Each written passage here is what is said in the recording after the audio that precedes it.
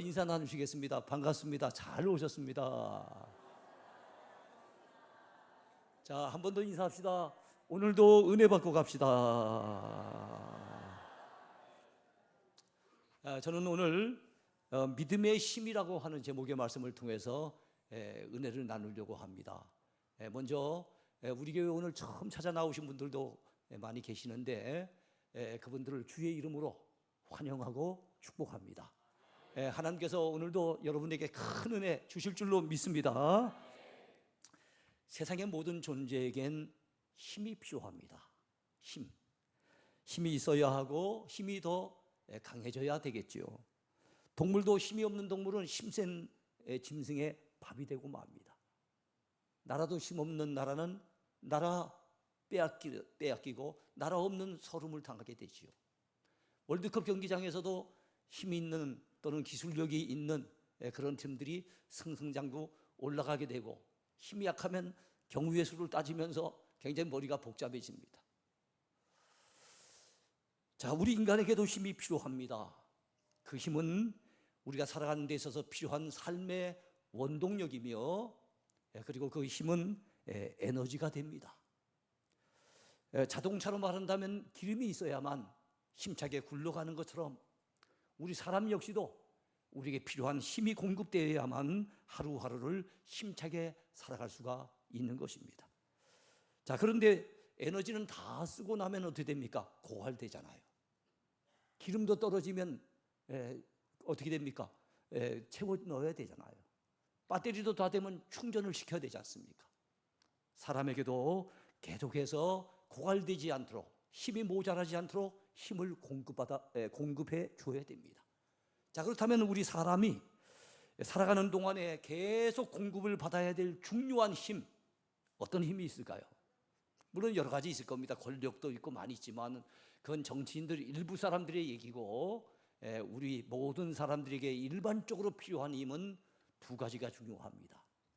첫 번째는 무슨 힘입니까? 육체의 힘입니다. 체력이라고 하죠. 육체적인 체력이 떨어지면, 조금 근무하다가 피곤해서 잠깐 눕고 싶습니다. 쓰러질 수 있는 상황에 처하기도 하죠. 힘이 떨어지면, 육체적으로 힘이 떨어지고 체력이 고갈되면은 너무 피곤해서 하루하루 살아가기가 힘이 들기 때문에 사람들은 틈만 나면은 건강 챙기려고 운동을 하려고 노력을 합니다. 왜요? 체력이 필요하니까, 육체의 힘이 필요하니까. 두 번째는 돈의 힘입니다. 재력이라고 말들 하지요. 재력이 필요합니다.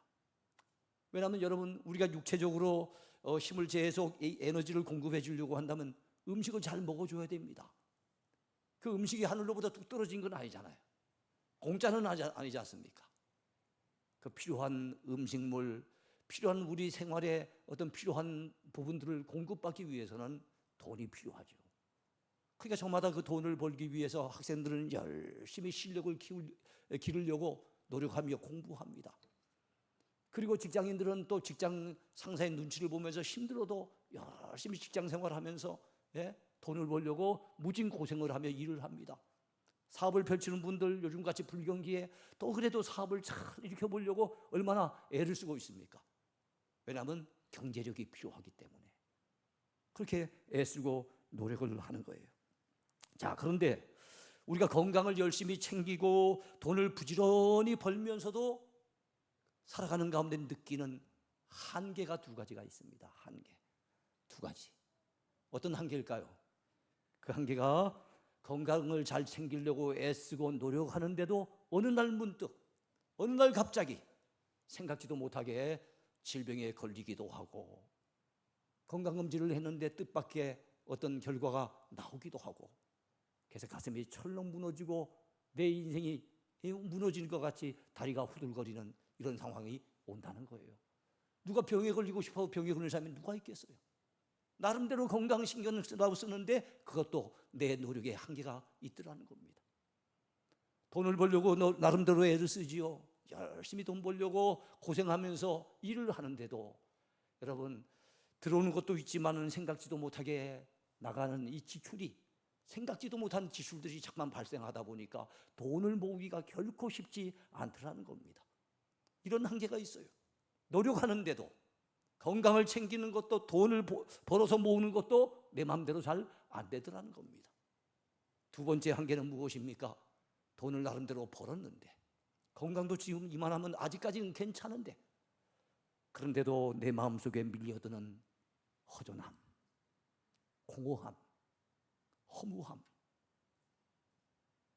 이만큼 벌어 모았는데도, 아직까지 건강 쓸만한데도 왠지 마음이 텅 빈 것 같은, 야, 이게 인생의 다란 말인가, 그런 느낌을 받게 돼요.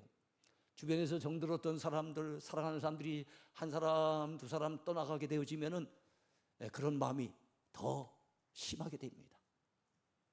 또 자식 의지하고 자식 키우는 재미로 살았는데, 자식이 커가지고 어느 순간에 취업한다고 저 수도권 멀리 날아가 버리고, 그리고 결혼해가지고 또 가까이 살면은 참 그나마 감사한데 저 멀리 이렇게 시집을 가버리고, 이렇게 될 경우에는 빈둥지 증후군이라 그러죠.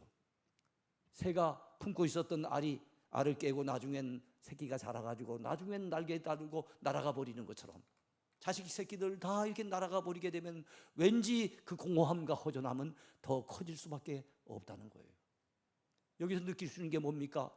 아, 육체적으로 건강만 챙긴다고 다 되는 것은 아니구나. 돈을 열심히 벌어서 재력을 키운다고 해서 그것이 참 만족이 이루어지고 참 행복을 누리는 것은 아니구나. 건강도 필요하고 돈도 필요하고, 이거는 우리 인생의 행복에 있어서 필요 조건이긴 하지만 충분 조건은 아니구나 하는 것을 느끼게 되는 거예요. 왜 그럴까요? 왜 건강을 나름대로 챙긴다고 하고 아직까지는 건강이 쓸만한데, 큰 부자는 아니지만 나름대로 그래도 돈을 벌어서 이제 집도 갖추고 살 만큼 이제 살게 되어졌는데, 왜 그렇게 허전할까요? 왜 참 행복이 없는 걸까요? 왜 내 마음에 참 평안이 없고 스산한 바람만 내 가슴에 불어오는 것일까요? 그것은 우리가 그동안에 준비한 것이 우리 육체만을 위해 준비했기 때문에 그렇습니다. 건강 챙긴 거, 우리 육체적인 건강 챙긴 거예요. 돈을 많이 벌어가지고 그래도 필요한 것들, 먹을 거 먹고 입을 것 입고 좋은 집에 살려고 하는 거, 우리 육체를 위해서 나름대로 애쓰고 고생하고 노력한 거예요. 그런데 여기서 우리가 놓쳐버린 게 하나 있는 거예요. 그게 무엇인가 하면, 사람은 육체만 가진 존재가 아니라는 겁니다. 사람은 다른 짐승과 달라요. 육체만 가진 존재가 아니고 하나님의 형상으로 지음받은 존재, 만물의 영장으로 하나님이 지으실 때 특별하게 사람은 아주 소중하고 귀한 존재로 만드셨는데, 바로 영적인 존재, 영혼을 가진 존재로 만드셨다는 거예요. 그러니까 우리 겉사람만 있는 것이 아니라 우리 속사람도 있다는 겁니다. 그러므로 겉사람만 챙겨줘가지고는 우리가 진정한 만족과 행복을 누릴 수 없다는 거죠. 우리 속사람도 채워줘야 된다는 겁니다. 그런데 프랑스의 유명한 과학자이며 수학자이며 철학자였던 파스칼이라고 하는 인물이 이런 얘기를 합니다. 우리 영혼 깊숙한 곳에는 하나님이 아니면 채울 수 없는 빈 공간이 있다 그래서요. 우리 영혼 깊숙한 곳에, 이건 돈만 가지고도 안 되고, 자식이 옆에 있다고 해도 안 되고, 내 아내가 있고 남편이 있다고 해서도 안 되고, 내 속에 허전한 이 영혼의 텅 빈 부분을 채울 수 있는 분은 하나님밖에는 없다라고 하는 얘기예요. 여러분, 이 사실을 믿으시기 바라요. 여기에서 믿음의 힘이 중요하다는 것을 느끼게 되는 거예요. 육체의 힘, 체력도 길러야 되고 건강도 챙겨야 되지만, 열심히 돈 벌어서 체력도 갖춰야 되지만, 우리는 육체만 가진 존재가 아니기에 우리 영혼의 참 만족을 얻고 행복을 누리려고 한다면 우리에겐 믿음의 힘이 필요하구나 하는 걸 깨우쳐야 됩니다. 그래서 여러분, 참으로 하나님이 아니면은 우리 마음 깊숙한 곳을 채울 수 없으니, 우리 영혼에 참 만족을 주실 분이 하나님밖에 없으니 우리는 하나님 앞에 나와야 됩니다. 하나님을 믿고 의지해야 됩니다. 하나님을 여러분 마음 깊숙한 곳에 여러분의 아버지로 모시길 바랍니다. 그런 자는 우리 하나님이 주시는 놀라운 은혜가 깃들게 될 겁니다. 더 이상 허전함은 사라지고 공허함은 메워지고, 그리고 우리의 텅 빈 부분들은 하나님께서 하늘의 은총으로 가득히 채워 주실 것입니다. 이제 자식들이 이러지 떠나가게 되니까 그 빈 부분을 그래도 남편이 있으니까, 아내가 있으니까 채워주겠거니 하고 부인들은 퇴근한 후에 남편이 돌아오기만을 기다립니다. 금방 오지 않겠는가 기다리는데 남편들의 3대 거짓말이 있대요. 그게 무엇인가 하면 오늘 집에 빨리 들어갈 거야. 이게 첫 번째 거짓말이랍니다. 두 번째는 나 이제 술 담배 딱 끊어버리겠어. 세 번째는 딱 한 잔밖에는 안 했어.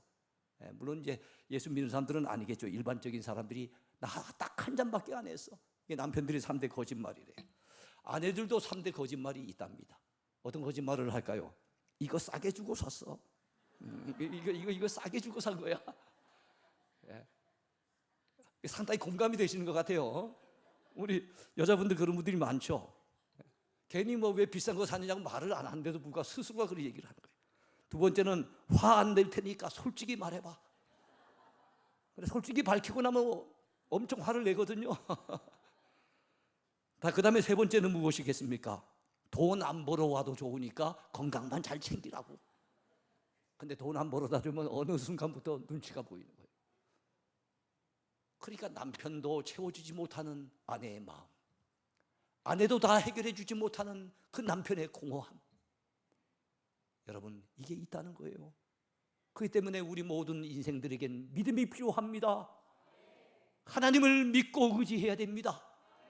이 믿음의 힘을 여러분들이 가지게 되기를 축복하겠습니다. 그래서 우리 예수님께서도 친히 말씀하셨어요. 사람이 떡으로만 살 것이 아니요 하나님의 입으로부터 나오는 모든 말씀으로 살 것이니라 그랬어요. 떡으로만 살 수 없대요. 빵으로만 안 된답니다. 밥만 먹어서는 되지 않는다는 거예요. 그건 육체적으로는 행복해질 수 있고 육체적으로는 만족을 주겠지만 그것만 가지고 모자란다는 거예요. 우리의 영혼의 양식이 필요하다는 겁니다. 그게 하나님의 말씀, 이 성경 말씀이에요. 오늘 제가 여러분에게 전해드리는 바로 이 말씀이 우리 영혼의 양식이 된다는 겁니다. 이걸 우리가 주일마다 교회에 와서 예배드리면서 이걸 공급받아야 되는 거예요. 이 말씀을 통해서 은혜를 받고 힘을 얻어야 되는 거예요. 그게 믿음의 힘이며 우리 모든 인생에게는 바로 그 믿음의 힘이 필요하다는 것 잊지 마시길 축복합니다. 젊은 시절에는 돈만 많이 벌면 되는 줄 알았어요. 그런데 나이가 이제 중년이 지나고 서서히 건강의 걱정이 찾아오면은요, 그때부터 이 건강이 소중하구나, 건강 잃어버리면 다 잃어버리겠구나 싶어서 그때부터 열심히 운동하고 건강의 소중함을 느끼게 됩니다. 그러나 나이가 더 들어서 이제 노년이 가까워지고 머리가 시커티커해지고 내가 살아왔던 날들보다는 앞으로 살아갈 날들이 이제는 얼마 안 남았구나, 이런 생각이 느껴지기 시작하면은 그때 우리 믿는 사람들은 신앙보다 더 소중한 것은 없구나, 내게 하나님보다 더 귀한 분은 없구나, 이걸 느끼게 돼요. 물론 예수님을 안 믿는 분들은 예수님을 잘 아직까지 모르다 보니까 그걸 덜 느낄 수 있어요. 다만 허전하긴 한데, 공허하긴 한데, 허무하긴 한데 이거에 대한 해결책을 모르고 살아간 분들이 얼마나 많은지 몰라요. 그러나 오늘 이 시간에 이 자리에 오신 분들 참 잘 나오셨습니다. 하나님이 여러분들을 만나 주실 겁니다. 여러분들에게 은혜를 베풀어 주실 것입니다. 믿음의 힘이 얼마나 소중한지 느끼고 돌아가시는 복된 시간이 되기를 축복합니다. 자, 그렇다면 이 믿음의 힘에는 어떤 힘이 있을까요? 믿음에는 어떤 힘이 있을까요? 오늘 저는 사도행전 16장을 통해서 이 믿음에는 놀라운 힘이 있다는 것을 여러분들에게 말씀드리고 싶어요. 첫 번째 믿음에 주어지는 힘, 그것은 우리의 삶을 새롭게 하는 힘이 있습니다. 우리의 인생을 온통 바꾸어 놓을 수 있는 그런 힘이 믿음 안에 있습니다. 여러분, 오늘 사도행전은요, 우리 기독교가 처음 출발할 당시에 사도들, 예수님의 제자들이 곳곳마다 다니면서 전도를 하고, 그리고 난 다음에 곳곳에서 예수 믿는 사람들이 모여들어서 이제 교회가 세워지는 기독교 초창기의 이야기입니다. 지금부터 2000년 전의 이야기예요. 그 가운데 오늘 본문에 등장하는 인물, 가장 주요한 인물은 사도 바울이 등장합니다. 바울. 그리고 그의 동력자 실바가 등장하고요, 또 빌립보 감옥의 간수가 오늘 중요한 인물로 오늘 본문에 등장합니다. 근데 여러분 한번 바울을 생각해 볼까요? 이 바울이라고 하는 인물의 원래 이름은 사울이었습니다. 근데 예수님을 믿고 바울로 이름이 바뀌어졌어요. 근데 그는 이름만 바뀌어진 게 아니에요. 그의 인생이 송두리째 바뀌어진 사람입니다. 그가 이름이 사울이었을 때 그가 했던 그의 삶의 가장 두드러진 특징, 그것은 기독교에 대해서 아주 지독한 박해자였다는 것입니다. 우리 기독교 역사상 최초로 제일 먼저 순교를 당한 순교자가 계시는데 그분이 스데반 집사님이에요. 스데반 집사님을 사람들이 미워해서 전도한다는 이유 때문에 돌을 들어가지고 쳐서 결국엔 죽게 만들었을 때 그 자리에 함께 있었던 동참했던 인물이 누굽니까? 사울입니다. 그리고 그는 예수 믿는 사람들을 붙잡아서 고발을 하고 그래서 감옥에 가두고 하는데 이걸 좀 더 크게 벌이기 위해서 이스라엘 땅에서 더 북쪽에 있는 오늘날의 시리아라고 하는 곳이 있어요.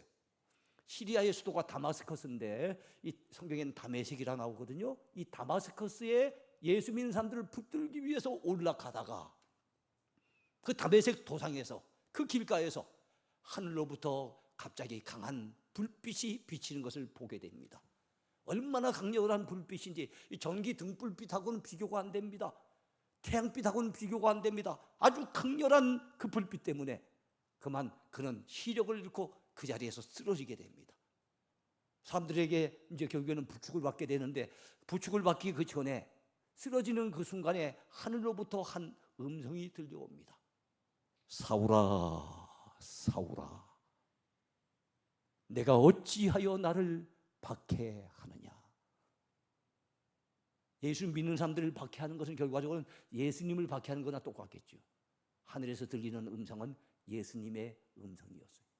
이 땅에 계시다가 우리 죄를 위해 십자가 지시고 사흘 만에 부활하신 후에 제자들에게 나타나셔서 땅끝까지 복음 전하라고 하는 말씀에 당부를 남기고 하늘로 승천하셨던 그 예수님이 어느 날 여러분 사울의 인생 가운데 찾아오신 거예요.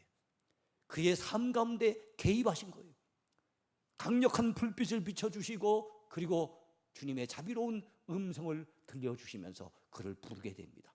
시간 관계상 상세한 얘기를 더 하기는 어렵습니다. 그래서 그날 그 사건을 통해서 이 사람은 완전히 새 사람이 됩니다. 예수님을 믿는 믿음의 사람이 됩니다.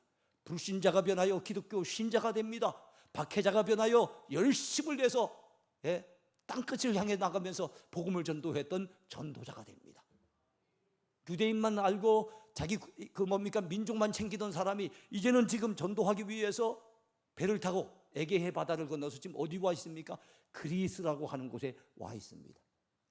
그 당시 그리스 사람들은 예수 믿는 사람들이 한 사람도 없을 때입니다. 그 그리스에 지금은 복음을 전하기 위해서 예수님을 전도하기 위해서 사울이 찾아온 거예요. 그런데 예수님을 알지 못하는 사람들이 그를 오해해서 결국엔 매를 때려가지고 그리고 감옥에다 집어넣습니다. 억울하게 매를 맞았습니다.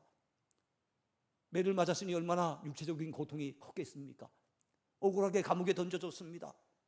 얼마나 힘이 들었겠습니까? 그럼에도 불구하고 사도 바울은 그 전도하는 일을 자기 생명 다하는 그날까지 하게 됩니다. 어떻게 한 사람이 기독교를 그렇게 받게 하던 한 사람이 기독교를 땅끝까지 전도하는 전도자로 탈바꿈이 됐겠습니까? 이게 강력한 믿음의 힘이에요. 예수님께서 그를 예수님 믿게 만드셨고 그의 믿음이 그의 인생을 탈바꿈시켜 놓은 것입니다. 초대 문화부 장관을 지내신 분이 계십니다. 이어령 교수라고 여러분 들어보셨을 거예요. 몇 년 전에 이제 고인이 되셨습니다. 그분은 안티크리스찬으로 유명합니다. 그는 글 솜씨가 좋았어요. 그 글을 써가지고 책을 내고 그 다음에 여러 매체를 통해 가지고 여러 글을 쓰는 가운데 특별히 기독교를 반대하는 글들도 엄청나게 많이 썼던 반기독교 신자였어요. 그랬던 그가 70여 세가 되어졌을 때 시집간 그의 딸이 암에 걸려서 사경을 헤매게 되는데 의사도 이제는 더 이상 방법이 없는데 돈 가지고는 해결할 아무런 이제는 더 이상의 방법이 없는데 하나님을 안 믿으니 매달릴 대상이 없어요. 기도할 대상이 없어요. 자기의 답답한 마음, 안타까운 심정을 토로할 대상이 없는 거예요. 어느 날 그는 자기도 모르게 무릎을 꿇게 됩니다. 하나님이 계시다면 내 딸을 살려달라고, 하나님이 계시다면 나의 기도를 들어달라고. 그가 예수님을 믿고 난 후에 70 넘어서 세례를 받게 되거든요. 그 예수님 믿고 난 다음에 지성에서 영성으로라고 하는 책을 비롯해서 몇 권의 책을 냈는데, 그 지성에서 영성으로라고 하는 책에 보면 그 당시에 안타깝게 하나님 앞에 매달렸을 때 그 기도를 제목을 뭐라고 붙였는가 하면 어느 무신론자의 기도 그랬어요.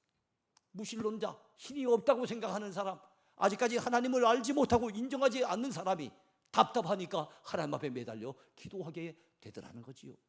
네? 참 놀라운 일이 아닐 수 없습니다. 그렇습니다. 여러분, 예수님을 안 믿으면, 하나님을 알지 못하면 인생의 절망적인 상황을 만났을 때 해결할 방법이 없어요. 그런데 정말로 그런 인생의 절박한 순간, 어려운 순간에 누가 찾아오십니까? 하나님이 찾아오신 거예요. 어느 순간 사울에게 찾아오셔서 사울을 바울 만드신 우리 하나님 주님께서 이어령 교수의 마음속에 인생 가운데 찾아오셔서 그를 안티크리스찬이 아니라 크리스찬으로 탈바꿈시켜 놓은 거예요. 이게 바로 믿음의 힘인 것입니다. 두 번째, 믿음에는 어떤 힘이 있습니까? 믿음에는 힘든 환경을 이기게 하는 힘이 있습니다. 여러분, 사도 바울과 실라가 지금 매를 맞았습니다. 감옥에 갇혀 있습니다. 얼마나 억울합니까? 얼마나 힘이 듭니까? 얼마나 괴롭겠습니까? 그런데도 그들은 넉넉하게 이겨냅니다. 주님 때문에 당하는 박해를 하늘나라 훈장으로 여기면서 그들은 그 모진 고난을 받아들입니다. 그리고 여러분, 감옥을 예배당으로 탈바꿈시켜 놓습니다. 감옥 안에서 기도하는 거예요. 감옥 안에서 찬송하는 거예요. 감옥 안에서 전도하는 거예요.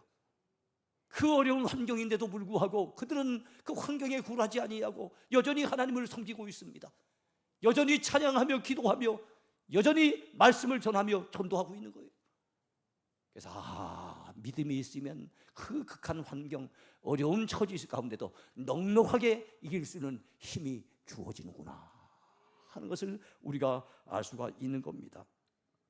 여러분, 전라남도에 가면 신안군이라고 하는 동네가 신안군. 우리 기독교 신자율이 전국적으로 따지면 한 18%에서 20% 왔다 갔다 합니다. 어쨌든 넉넉히 잡고 봤을 때 한 20% 안팎이 되는데, 신안군은 기독교 신자율이 40%에 육박해요. 30몇 %입니다. 그렇게 기독교 신자가 많아지게 된 그 배경에는 한 여성의, 한 여인의 헌신이 있었습니다. 특별히 신안군에서도 기독교 신자가 가장 많은 섬이 증도라고 하는 섬인데, 증도에는 기독교 신자가 90%나 된답니다. 자, 그렇다면 그와 관련된 한 여인이 누구겠습니까? 문준경이라고 하는 여인이었습니다. 문준경. 그는 전라남도 목포에서 태어나서 증도로 시집을 간 거예요. 근데 시집 가고 봤더니 남편이 다른 여자를 데리고 사는 겁니다. 그 부모가 그 다른 여자에 대해서 별로 좋지 않은 마음이 있어가지고 받아들이지 아니해서 어쩔 수 없이 부모 때문에 문준경 이 여인을 데려왔지만, 실제로 그 마음과 삶은 어디 가 있는 겁니까? 다른 여자에게 가 있는 거예요. 독수공방을 하면서 얼마나 외로운 처지에서, 그 외로운 섬에서 외로움을 달래지 못하고 결과적으로는 자살을 3번이나 시도를 합니다. 그래도 하나님의 은혜 가운데 아마 자살이 막혔던 것 같아요. 그 당시 믿지 않을 때지만 하나님이 쓰시려고 자살을 막으셨어요. 너무 힘들어서 친정에 잠깐 갔다 오겠다고 허락을 받고 친정에 내려갔는데, 목포에 갔더니 마침 그 당시에 이성봉 목사님이라고 하는 전국적으로 유명한 부흥사 목사님이 계셨어요. 부흥회를 그 교회에서 하고 있었던 거예요. 그래서 그 부흥회에 참여를 했는데, 그때 들려지는, 그 목사님을 통해서 들려주시는 하나님의 말씀, 이 말씀이 얼마나 정말 그의 마음을 흔드는지, 얼마나 큰 감동이 되는지, 말씀을 들으면서 은혜를 받습니다. 말씀을 들으면서 영적인 힘을 얻습니다. 말씀을 들으면서 내 인생에도 희망이 있구나, 나 같은 사람도 우리 하나님은 사랑하시는구나, 내가 하나님 믿고 의지하며 살면은 내 삶 속에도 미래가 있고 희망이 있겠구나, 이거를 발견하고 그의 인생이 달라지기 시작합니다. 그래서 돌아와서 수심에 가득 찼던 그의 얼굴은 밝은 빛으로 바뀌게 됩니다. 예수 믿고 보니 행복한 거예요. 내 신랑은 내 곁에 없지만 우리 예수님이 내 신랑처럼 나를 늘 사랑하고 아껴주신 것을 믿으면서 믿음의 힘으로 하루하루를 사는데, 가만히 생각해 보니 야, 예수 믿고 보니 너무 좋아서 내가 믿는 예수님을 나 혼자 믿기는 아까운 거예요. 그러니까 누구에게 전하고 싶어요? 주변 사람들에게, 동네 사람들에게, 온 마을 곳곳에 전하고 싶은 거예요. 그래서 증도를 비롯해서 곳곳마다 섬을 찾아다니며 전도하기 시작합니다. 얼마나 열심히 전도했던지. 그 당시는 고무신 신던 시절이에요. 참 6.25 전이니까 오래된 얘기죠. 예? 한 해에 고무신을 9켤레를 갈아 신었답니다. 그 정도로 신발이 닳도록 다니면서 전도를 해서 그 섬이 서서히 예수 믿는 사람들이 많아지고 신앙군 전체가 기독교 복음화율이 그렇게 높아지게 되는 계기가 됐대요. 그 섬을 보물섬이라고 해요. 보통 사람들은 정도를 보물섬이라고 합니다. 첫 번째 보물, 그것은 무엇입니까? 옛날 고려시대 당시에 송나라에서 고려로 오가던 그 배가 침몰이 됐는데, 와, 송나라 시대의 유물이 그 신안 앞바다에서 발견이 된 거예요. 그래서 그 섬이 보물섬으로 갖다 알려져 있는데, 그 섬에는 또 다른 보물이 있습니다. 두 번째 보물이 뭘까요? 소금입니다. 태평염전 같은 그런 염전이 그곳에 많아가지고 아주 좋은, 질 좋은 소금을 많이 생산해낸대요. 소금은 작은 금이라고 소금이라 하잖아요.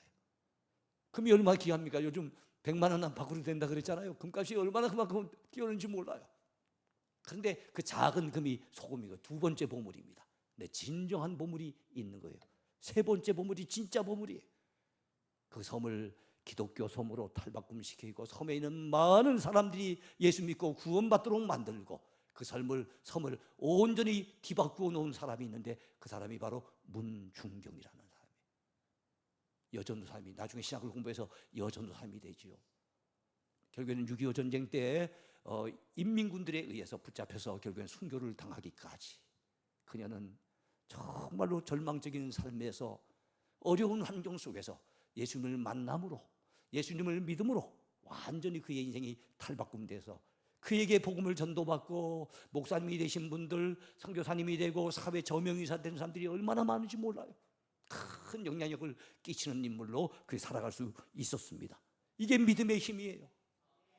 믿음에는 어떤 어려운 환경도 능히 이겨내고 그 환경을 탈바꿈시킬 수 있는 능력이 있다는 것 여러분 믿으시기 바랍니다. 세 번째, 믿음에는 하나님의 능력을 끌어내리는 힘이 있습니다. 오늘 그들은 매를 맞고 감옥에 갇혔지만은 어떻게 했습니까? 그냥 있지 않았어요. 하나님 앞에 찬송합니다. 두 사람이 손에 손을 잡고 함께 찬양합니다. 두 사람이 마음을 같이 해서 함께 기도했습니다. 그랬더니 하늘에서 하나님이 그들의 기도를 들어주신 거예요. 그래서 응답을 주신데 기적적인 역사가 나타납니다. 갑자기 그들이 갇혀있는 이 감옥의 터가 지진이 나가지고, 그 부분적인 지진이 나가지고 막 터가 흔들리기 시작합니다. 그래서 등잔도 다 깨져버리고, 그러니까 깜깜한 상황이 되죠. 그래서 죄수들이 다 도망친 줄로 알고 간수는 칼을 꺼내갖고 자결을 하려고 합니다. 왜냐하면 그 당시에 법이 위중하기 때문에, 그 당시 법에 의하면 만약에 죄수를 놓치면 자기가 대신 죄수를 대신해 죽어야 되는 그런 시기이기 때문에 그럴 바에야 내가 스스로 죽는 게 낫겠다 생각하고 자결을 하려고 합니다. 그때 바울이 뭐라고 합니까? 여보시오, 잠깐 멈추시오. 그 칼을 거두시오. 당신의 몸을 해하지 마시오. 우리가 여기 있어 라고 얘기를 하죠. 참 놀라운 일이 아닐 수 없습니다. 그래서 그 기도가 결과적으로는 감옥의 문을 열게 되어졌고, 그 지진이 나니까 그들을 갖다 얽어매고 있었던 모든 것에서부터 이제 자유함을 얻습니다. 옥토가 흔들리고 옥문이 활짝 열려집니다. 그러더니만 전도의 문까지 열려지게 되어졌다는 거예요. 야, 이게 무엇입니까? 바로 믿음에는, 하나님을 믿고 의지하는 믿음 가운데는 하늘의 능력, 하나님의 능력, 위로부터 끌어내릴 수 있는 힘이 있다는 걸 여러분 믿으시기 바라요. 그런데 가장 중요한 힘은 마지막 힘입니다. 마지막 네 번째는 믿음에는 구원의 힘이 있습니다. 우리 인생은 구원을 받아야 됩니다. 왜 그렇습니까? 우리 인간은 크고 작은 죄를 평생 동안 지어요. 감옥에 간 사람만 죄인이 아닙니다. 우리도 다 죄인이에요. 죄 때문에 우리는 이 땅을 살아가는 동안 온갖 고통과 고난을 겪습니다. 죄 때문에 결국에는 죽게 됩니다. 한 번 죽는 것은 사람에게 정해진 것이고, 그리고 죽음 후에는 죄 때문에 우리는 심판을 당하게 됩니다. 큰 무서운 심판을 받아 결국엔 지옥에 던져지게 될 인생이 우리네 불쌍하고 비참한 인생인 거예요. 이러한 인생에게 필요한 것은 구원입니다. 구원이에요.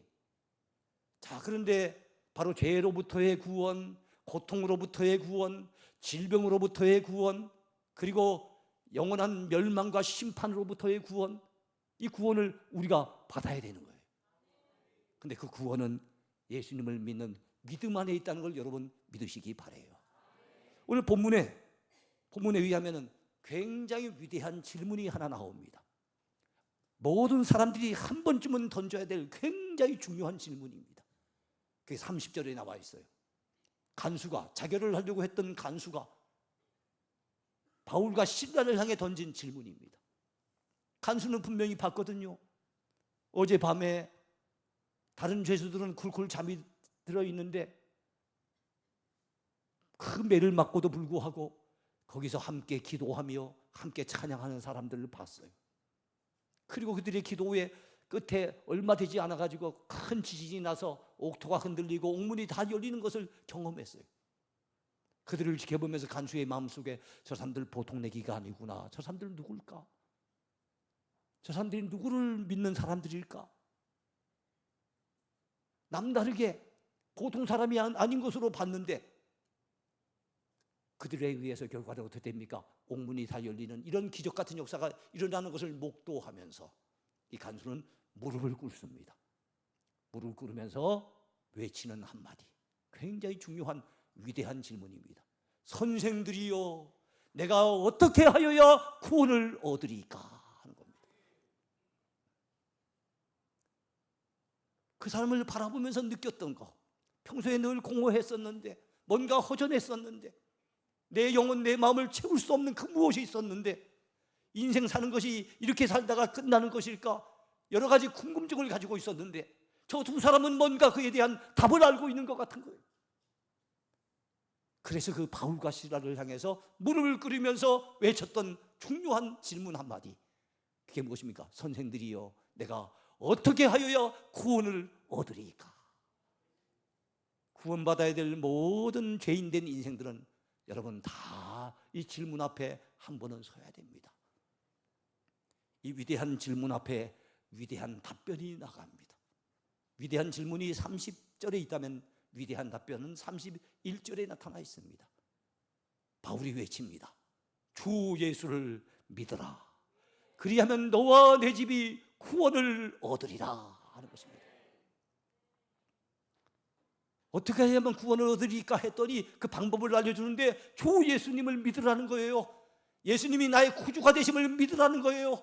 그분이 하나님의 아들 되시고 내 죄 때문에 이 땅에 오셔서 내 죄를 다 짊어지시고 십자가를 지신 주님, 사흘 만에 다시 살아 부활하셔서 오늘도 우리를 지켜보고 계시는 그 예수님, 그 예수님을 믿을 때, 그 믿음을 가지게 될 때 그 믿음의 힘은 놀라운 힘이 있는데 우리를 구원해 주는 힘이 있다는 거예요. 이 한마디를 하고 싶어서 사도 바울은 그 육로로 터키 큰 넓은 지역을 갖다 걸어서 전도를 하러 다녔습니다. 그 한마디를 하기 위해서 사도 바울과 실라는 배를 타고 에게해 바다를 건너서 지금 그리스까지 건너와 있습니다. 그리고 빌립보라고 하는 곳에 있어요. 그가 외치고 싶었던 한마디, 그가 전하고 싶었던 한마디, 그게 무엇입니까? 주 예수를 믿으십시오. 그러면 당신과 당신 집이 구원을 받을 수 있습니다 하는 이 귀한 한마디를 전하고 싶었던 거예요. 저도 오늘 우리 교회를 처음 찾아오신 분들이 계시다면 그 한마디 전하고 싶어요. 예수님을 구주로 믿으십시오. 남은 생에 그 믿음 가지고 살아가시길 바랍니다. 얼마나 복된 일인지 몰라요. 그러면 우리가 구원받을 수 있습니다. 죄로부터 구원받을 수 있고요, 온갖 고통으로부터 구원받을 수 있고요, 죽음 이후에 저 영원한 지옥의 멸망으로부터 우리는 구원을 받을 수가 있습니다. 예? 제 말씀을 정리를 하면서 이제 마치려고 합니다. 인생은 어떤 존재일까요? 어디서 왔을까요? 무엇을 해야 될까요? 어디로 가야 할까요? 우리는 어디서 와서 무엇을 하다가 어디로 가는 존재입니까? 하나님을 믿는 믿음이 없이는 이 모든 질문에 대해서 한마디도 답을 찾지 못합니다. 유명한 독일의 허무주의 철학자 쇼펜하우어는 얘기하기를, 인생은 어디서 왔는지 나도 모르겠다. 인생은 왜 사는지, 무엇을 위해 살야 되는지 나도 모르겠다. 그러나 인생이 어디로 갈 것인지 그에 대한 해답은 내가 가지고 있다. 인생은 죽음의 길로 가는 존재다 그랬어요. 안 믿는가? 예수님을 안 믿으니까 우리가 어디서 왔는지 몰라요. 왜 사는지도 몰라요. 다만 인생 끝자락에 가면 결국에는 죽는 비참한 존재구나, 불쌍한 존재구나, 그것만 겨우 알 뿐이에요. 그러나 우리가 믿음을 가지면 우리는 그 모든 것에 대한 해답을 간직할 수 있습니다. 우리는 하나님이 지으신, 하나님에 의해서 지음받은 존재들입니다. 하나님이 그분의 뜻에 의해서 이 땅에 우리를 존재케 하셨습니다. 여러분이 이 자리에 오신 것도 그분의 뜻에 의해서 여러분들이 인도하심을 받아 오신 거예요. 우연한 자리가 아닙니다. 그 하나님은 우리를 사랑하세요. 죄인된 우리를 구원하시려고 하나밖에 없는 독생자 예수님을 아낌없이 우리의 구주로 이 땅에 보내주신 분이에요. 올해가 2026년도입니다. 우리의 구주 예수님이 이 땅에 탄생하신 지 2026년이 되었다는 것입니다. 예수님이 이 땅에 탄생이 결국에는 기원 전과 기원 후 역사를 갈라놓았어요. 예수님이 오심으로 역사가 갈라진 것처럼 예수님이 내 마음에 오시면, 내 인생 가운데 찾아오시면 우리 인생의 역사가 달라집니다. 예수 믿기 이전과 예수 믿고 난 이후로 달라집니다. 도대체 인생의 답을 찾지 못하고 헤매이던 인생과 인생의 분명한 답을 가지고 살아가는 인생으로 우리는 탈바꿈이 되는 거예요. 이게 믿음의 놀라운 힘이죠. 네?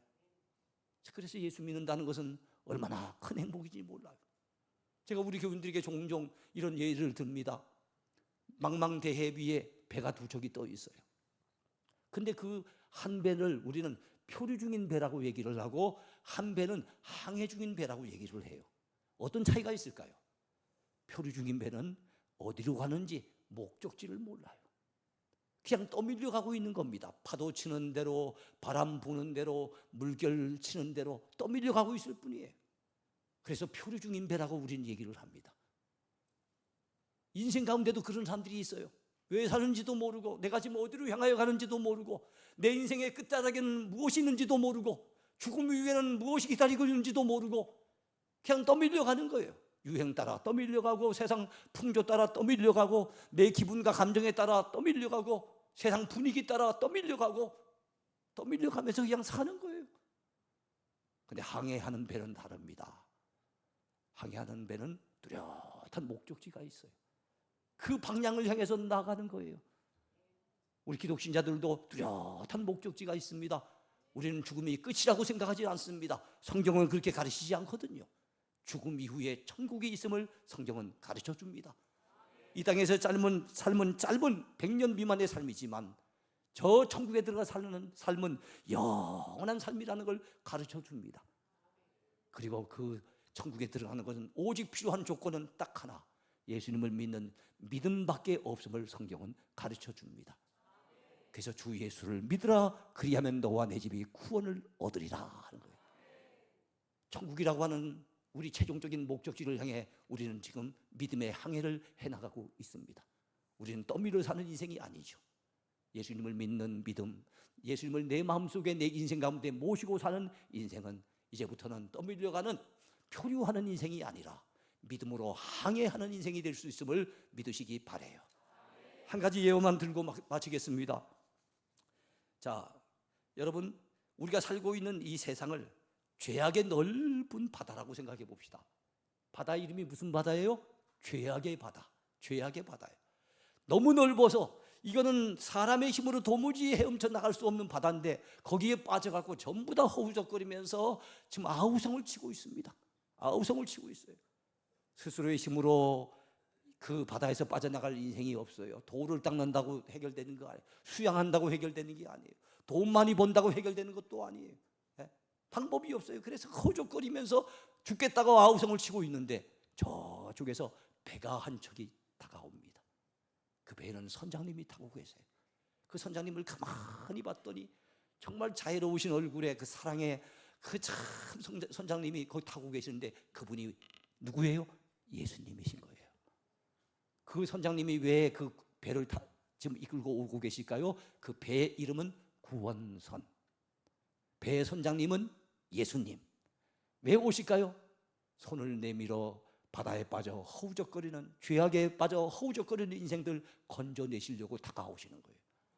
손을 내미실 때 어떤 사람은 아예 신경도 안 쓰고 고개를 돌리는 사람이 있습니다. 손을 쳐버리는 사람도 있습니다. 아이고 예수 믿으려면 예수 믿는 거 난 관심 없어요. 이런 사람이 대다수인데 그 가운데 어떤 사람들은 손을 내미시는 예수님의 손을 꼭 붙듭니다. 그러면서 예수님이 힘을 주어 우리를 갖다 땡겨 올리실 때 그 배, 구원선 배 위에 올라타는 거예요. 올라타면서 하는 첫 마디, 예수님 고맙습니다. 예수님 저를 살려주시니 감사합니다. 저를 구원해 주시니 고맙습니다 하고 올라타는 이것을 성경은 믿음이라고 얘기를 합니다. 믿음을 간직한다는 거 얼마나 행복한 일인지 몰라요. 믿음의 힘 얼마나 놀라운 일인지 몰라요. 이 믿음을 가지고 살아가시는 여기 오신 여러분 모두가 되기를 축복합니다. 기도하겠습니다.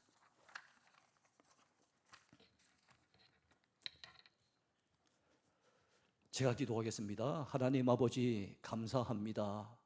우리에게 소중한 믿음의 선물을 주셔서 하나님을 아버지로 섬길 수 있고 예수님을 구주로 믿고 의지할 수 있도록 믿음 주시니 감사합니다.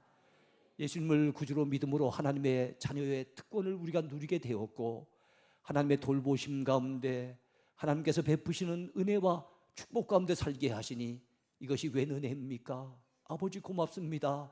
하나님 아버지 감사합니다. 아버지 하나님 여기까지 우리를 도와주신 하나님 우리의 남은 생에도 하나님께서 선하게 인도해 가실 것을 분명히 믿습니다. 죽음의 때에도 우리를 안으셔서 우리 하나님 아버지 계시는 영원한 천국으로 우리를 이끌어 드리실 것을 분명히 믿습니다.